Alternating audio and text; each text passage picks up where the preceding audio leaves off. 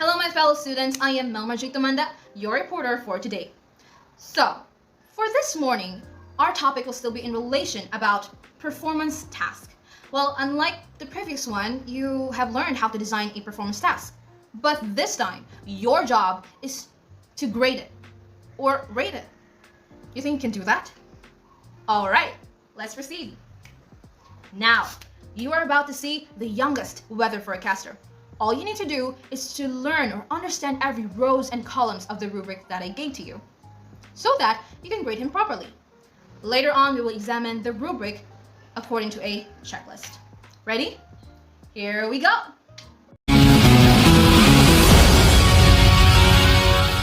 Hello Nashville, I'm your local weatherman Cotton Quartz. I'm not an actual meteorologist, but I do know my sight words. Today's weather report is brought to you by the letter C. And also, Pokemon cards! Pokemon, gotta catch 'em all! Let's take a look at today's weather in Nashville using our new weather simulator. All I have to do is click this button.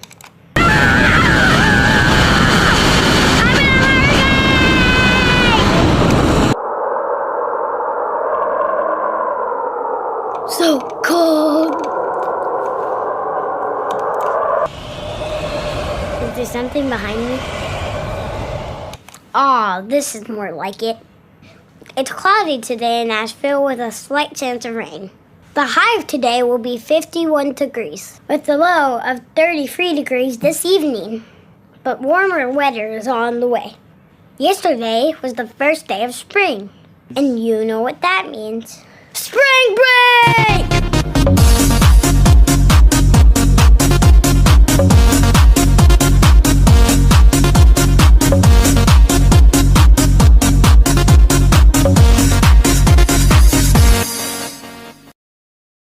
This has been your Waverly Belmont Weather Report.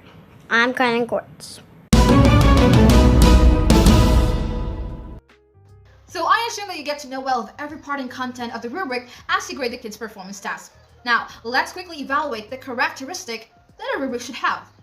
First, has clear essential criteria. For example, here in our rubric, you can see organization, content, presentation. Those are examples of criteria, and they are very important and essential when it comes to oral presentation rubric.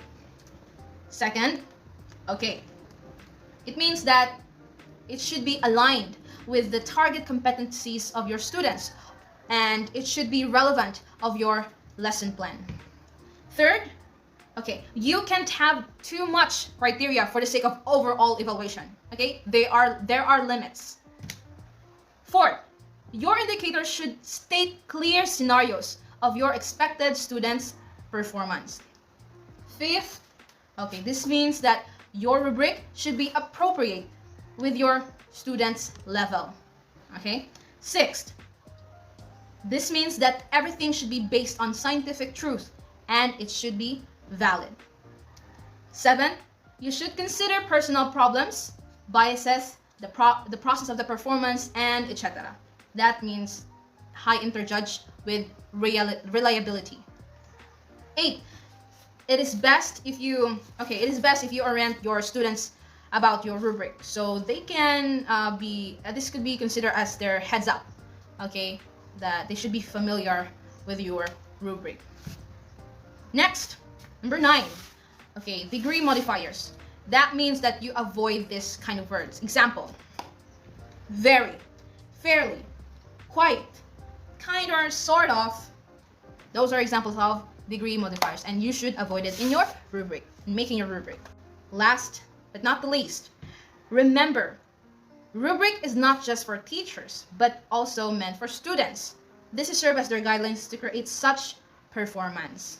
So that is the somehow the definition or the explanation that you should written your rubric that can be understood by your students. Okay. At this moment, we will unlock some difficult terms. I rap and you should choose the best term that relates the bold words on the lyrics. You have 3 choices: holistic, rubric, and analytic. Ready? Game on! You have to answer after I ask what's the word. Okay, be ready. The word is relating to holism. Pursue with holes in the molds with complete system. I'm a philosophy teacher, you must be the student. Let's remember the approach I'm telling you way back then. Addressing a person, shouldn't judge your average figure. Instead, be realistic, look at them like a big picture. What's the word? Ay, ay, what's the word? Ay, ay, what's the word? Holistic, holistic, holistic, okay. Good job, guys. Now be ready for the second half. I used to be holistic, now I'm changing my name. Call me on, cause I'm crushing down this game. Like an ice breaking into pieces, a complex like my Caesars. I promise this will be the easiest process. And any method that you can use for you to understand the whole, I'm gonna make it diffuse. One by one, pimps, I have different category. That's why every rubric they referred all to me. Ay, ay, what's the word? Ay, ay, what's the word? Ay, ay, what's the word? Analytic, analytic, analytic, okay. Good job, guys. Now, let's go. I'm typically an evaluation tool. Instead of guidelines, they use me to rate you in school. Measuring attainment, are you consistent? If not, I'ma let you see what you're dealing with, student. You gotta listen when I talk, this is for your own good. Because I'm not going to block your grades. You know it depends on me, poor, excellent, or satisfactory. Ay, ay, what's the word? Ay, ay, what's the word? There's nothing left, there's nothing left. Arabic, Arabic, Arabic, okay. Did you enjoy it? Me too. DJ, cut the beat. You already know some of the important terms of our lesson. Now, let's proceed to our objectives. At the end of the lesson, students should be able to, first, describe the 5 principles of language assessment. Second, know the definition of a rubric and identify its parts. Third, compare, contrast, and discuss the advantages and disadvantages of an analytic and holistic rubric. Fourth, construct your own rubric with the appropriate characteristics of each criterion. Ready? Well, let's get started. Okay, to start our lesson, we have here the 5 principles of language assessment. So this will provide major important guidance in designing and choosing assessment tools. So ayon. First, we have practicality. Practicality. Example, you are in the middle of pandemic. Kagaya natin ngayon, we're in the middle of pandemic. Now, the teacher wants to assess their students, his or her students online. But the problem here is, not all students can access or afford internet data. So, isa yan sa problema. And on the other scenario, the teacher wants to send printed assessment instead. So, yung nasa papel. But, you also need to consider as a teacher yung time na nako-consume during the transportation of your printed assessment, like from you to the students, and how long, kung hindi natin alam kung kailan matatapos ng student yung assessment. So what if kailangan mo na yung assessment, mag-grade ka na, diba? This is where financial and time cost becomes a variable in deciding whether the assessment is practical or not. Yan, pagbabasehan natin yan yung practicality. Okay? Next, the second one is reliability. So ito, your assessment could be reliable when you get consistent result in a given population. So moreover, we also have other factors that could be reliable in your assessment. Halimbawa sa students, yung nagkakasakit, di ba, nag-absent, may personal problems, hindi niya masyado na-answer yung assessment mo. And on the other hand, meron din tayo sa raters or tayo mismo kung as a teacher. Sa side naman sa rater, we don't know that maybe bias or may subjectivity, ganon. So, you know, these factors will change the reliability of your assessment. Understood?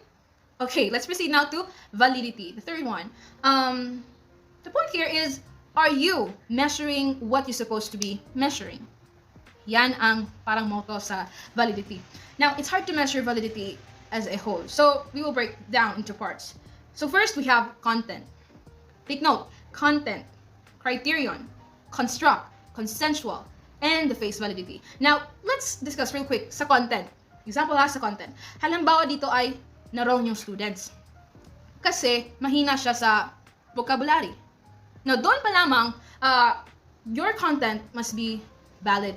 And like, okay ba na ganitong word? Hindi naiintindihan ba? You have to be considered. Dapat yung assessment mo is valid. Paano maging valid? Yung mga chosen word mo doon, naiintindihan ng mga level ng yung students. For example, grade 1 yung student mo, tapos gumamit ka ng mga jargons or yung mga mahihirap na word, and that's not a valid assessment. Okay? Example lang yun sa content-related validity. Next, dito naman tayo sa authenticity. Now, an authentic assessment contains language that is natural. So, we are using real language here. Okay? And it also includes linguistic items in the context. For example, yan is yung mga multiple choices. Na may mga sentence yun. There are many options and ideas that could expand the knowledge of the student. And lastly, it includes tasks that replicate real-world tasks. So, to sum it up, authenticity is all about being real, okay? Hindi ka pwede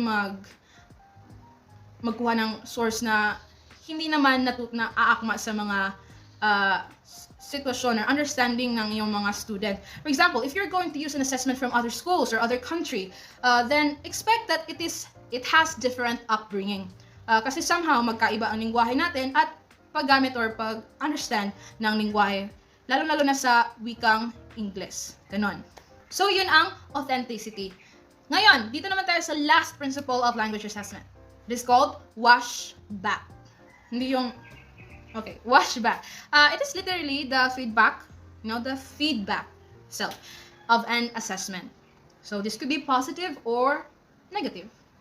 Okay, nagbigay ka ng assessment, tapos the the scores of your students are good, then it is a positive wash back. And if medyo masyadong mababa yung mga marka ng mga estudyante, then it is called negative wash back. Gets? Gets na gets. Now, let's proceed to the rubric and its parts. Welcome to rubric and its parts. Dito natin i-discuss kung ano nga ba ang rubric. Well, simply speaking, a rubric is a scoring tool that explicitly describes the instructor's performance expectations for an assignment or piece of work. Tagalogin natin. Okay, ang rubric daw ay ginagamit ng mga instructors or mas kilala natin ng mga teachers or mga guro. Ginagamit nila ito upang maitala kung gaano kagaling ang isang estudyante sa particular na gawain. For example, takdang aralin or kahit iba pang mga performance task. Ginagamit yan ng mga guro. Okay, kung napansin nyo, yung rubric ay puno ng mga words. Okay, i-discuss natin yan. Ang mga iba't ibang parte ng isang rubric. Well, there are, in a simple grading rubric, merong 5. Okay? The criterion, task, level of performance, the score, and the descriptor. So, ito yung descriptor. This is what I'm telling about the rubric. It is explicitly describes the teacher's expectation.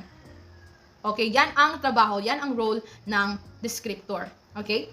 The criterion, it's the parang title ng descriptor. Okay, para siyang title ng descriptor or the major thought or the gist of a descriptor. Okay? Task. So, yan ang the performance task, kung ano ang dapat nilang gagawin. Next is the level of performance. So, meron tayong excellent, good, poor, you name it. And the last one is the score. So, yan, dyan that is the equivalent or the pair of the descriptor. Every descriptor has an equivalent score. And that's what makes a rubric. Gets? Now we're done with the definition of the rubric and its parts. Let's proceed to the types of rubrics. Now, there are 2 commonly used rubric. Yes, dalawang klase ng rubric na ginagamit ng mga teachers.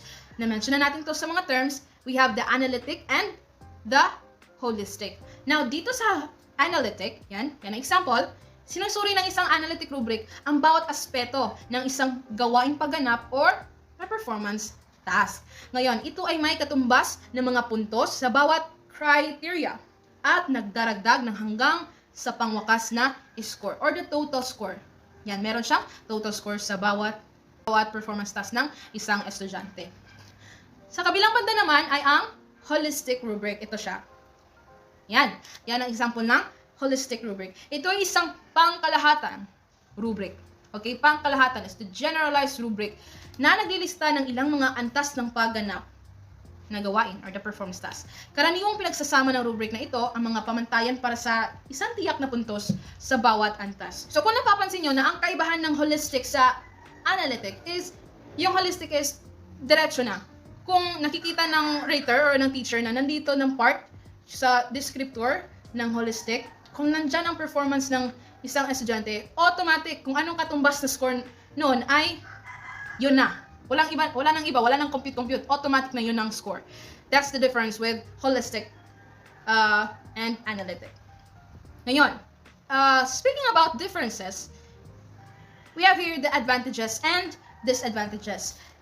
First is the analytic rubric. So, ang advantages ng analytic rubric is nagbibigay ito ng kapaki-pakinabang ng mga puna or feedback na dahil tinitiyak na ituturo nito ang iyong kahinaan at lakas. So, mapipinpoint mo doon sa gamit ng criteria, o dito ka nagkulang, dito ka mababang score, dito ang malaki ang score mo.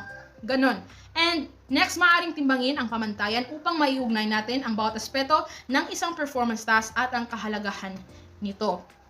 Yun nga lang, matatagalan ka dito sa pagtatala ng mga marka. Kasi iba-ibang criteria eh. So, every criteria there is a score. Diba? And iba-iba din, 1 up to 5. Ganon, kadalasan 1 up to 5. And dahil iba-ibang criteria, and then, it will take time. Diba? Ini-evaluate mo pa, dito yung score mo, ito yung score dito, ito yung score. On the other hand, ang holistic naman, binibigyan diin ang maaaring maipamalas ng mag-aaral at hindi yung hindi niya nagawa. So, holistic rubric focus on the right side. So, ang makikita mo lang sa holistic is yung mga job well done, kunwari, yung mga magaganda na napakita ng mga estudyante. Yun nga lang, may by level siya. And pero hindi ito pinapakita ang mistakes or failures na unable to present the blah blah blah, ganon, failed to blah blah blah. Wala yan sa holistic parts. Next, makakatipid ka ng oras dahil hindi mo na kailangan magkalkula ng mga marka. Lastly, sa advantages ng holistic rubric is it can be applied consistently by trained raters, increasing reliability. So, na-discuss na natin yung reliability, di ba, sa 5 principles of language assessment. Yes, and speaking of trained raters, ito yung mga bihasa na sa paggamit ng holistic rubric. Alam na nila kung saan, na-estimate nila kung ito yung performance ng bata, ito, etc. Now, yun, reliability. Through this, it is a reliable assessment for grading a performance task. Okay, dito naman tayo sa disadvantages. Now, hindi nagbibigay ng tiyak na puna ang holistic rubric. Okay? Like I said, from the word holistic, as a whole, in general, overall view ng output or performance task. Unlike the analytic, you can pinpoint which one you fail or succeed. Diba? Because it breaks down. The analytic breaks down every information ng performance task expectation. Doon naka-breakdown na lang. Now, another problem of holistic rubric is that minsan, hindi natin it is inevitable, okay? Inevitable na kapag makikita mo na sa performance ng estudyante, meron sa level 1, meron din sa kabilang descriptor sa level 2. Diba? Anong tawag dito? Sumasaklaw sa bawat pamantayan, sa bawat descriptor. Meron siyang nakuha sa 3, meron din siya nakuha sa 2. Ganun ba na scenario? Hindi din natin maiiwasan yung ganun sa holistic rubric. Pag ginamit mo ang holistic rubric, maaari mo yung ma-encounter. So, last one, criteria cannot be weighted. Yan. Kasi it has only one specific and automatic score. Diba? You don't need to calculate or something. Ganun ang holistic rubric. So, next, I have here some cool sites for making your rubrics. And they have different unique features and guidelines. Example, dito sa quick rubric, vinisit ko yung site nila. May mga guidelines sila doon. Yes, every button. Proper ways of making rubrics nandun din para sa much more or more effective learning. And same as Easy Tagger and Rubric Maker. Rubric Maker doesn't need registration. Yun nga lang sa Rubric Maker. Doesn't need any registration. Diretso na lang. So, better check it out on Google. Okay. Oh, enrichment activity. if you wanted to, you can execute this activity on, dahil online class tayo ngayon, you can have this activity entitled Let's Debate. The class will be divided into two groups. One is representing as analytic, while the other group is holistic. Each group will prepare 3 intriguing questions that is related to their group names or the topic. This will be answered by the opposite team. In the end, they will make a conclusion why their rubric is the best. Finally, you have reached the end of the course. Now, can someone give me a recap or what have you learned throughout our lesson? Well, since we are in online learning, you can comment down below. Yes. Okay, thank you in advance for sharing. Anyway, you have learned the significance of well-developed, clear, and sound assessment that will measure your students' learning. We talk about 5 principles of language assessment and different forms of strategies to ensure you are using the right and best rubrics. Hopefully, you will find this useful when it is time for you to make your own assessment in your mother tongue class. So, well done everyone. We're still not done yet. Still have our evaluation. Just to make sure, okay, recap is not just enough. Of course, I am using this as an assessment for you guys. Okay, here is the direction or instruction. Make your own rubric, okay? Make your own rubric and choose any school performance. That's it. Choose any school performance task and make one rubric to assess it. You don't need to assess it, like grade it. Just make a rubric that fits for your chosen or preferred performance task. Gets? Gets. This could be analytic or holistic type for 20 points.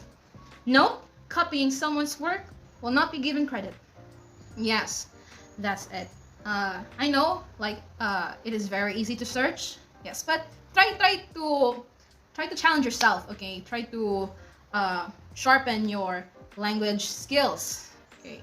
Yung mga descriptor, paano mo i-emphasize or i-interpret yung expectation mo sa performance ng iyong estudyante. Yun ang gusto ko makita.